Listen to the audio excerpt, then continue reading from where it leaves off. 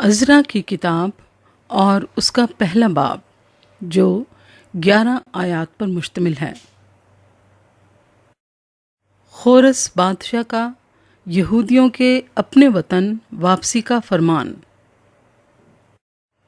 اور شاہ فارس خورس کی سلطنت کے پہلے سال میں، اس لیے کہ خداوند کا کلام جو یرمیہ کی زبانی آیا تھا پورا ہو، خداوند نے شاہ فارس خورس کا دل ابھارا، سو اس نے اپنی تمام مملکت میں منادی کرائی اور اس مضمون کا فرمان بھی لکھا کہ شاہ فارس خورس یوں فرماتا ہے کہ خداوند آسمان کے خدا نے زمین کی سب مملکتیں مجھے بخشی ہیں اور مجھے تاکید کی ہے کہ میں یروشلم میں جو یہودا میں ہے اس کے لیے ایک مسکن بناؤں۔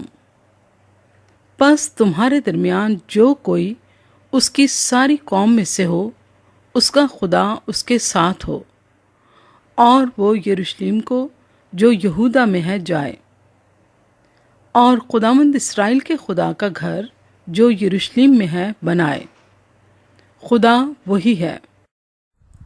اور جو کوئی کسی جگہ جہاں اس نے قیام کیا باقی رہا ہو، تو اسی جگہ کے لوگ چاندی اور سونے اور مال اور مویشی سے اس کی مدد کریں، اور علاوہ اس کے وہ خدا کے گھر کے لیے جو یروشلم میں ہے رضا کے ہدیے دیں۔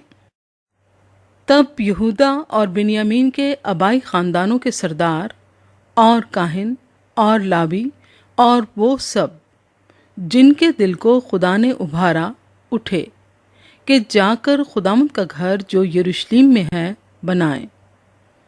اور ان سبوں نے جو ان کے پڑوس میں تھے، علاوہ ان سب چیزوں کے جو خوشی سے دی گئیں، چاندی کے برتنوں اور سونے اور اسباب اور مویشی اور قیمتی اشیاء سے ان کی مدد کی۔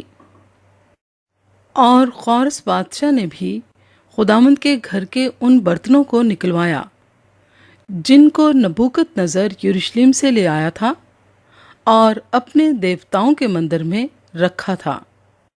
ان ہی کو شاہ فارس خورس نے خزانچی متردات کے ہاتھ سے نکلوایا اور ان کو گن کر یہودا کے امیر ششبزر کو دیا، اور ان کی گنتی یہ ہے: سونے کی 30 تھالیاں اور چاندی کی 1000 تھالیاں اور 29 چھریاں اور سونے کے 30 پیالے اور چاندی کے دوسری قسم کے 410 پیالے اور قسم کے برتن 1000۔ سونے اور چاندی کے کل ظروف 5400 تھے۔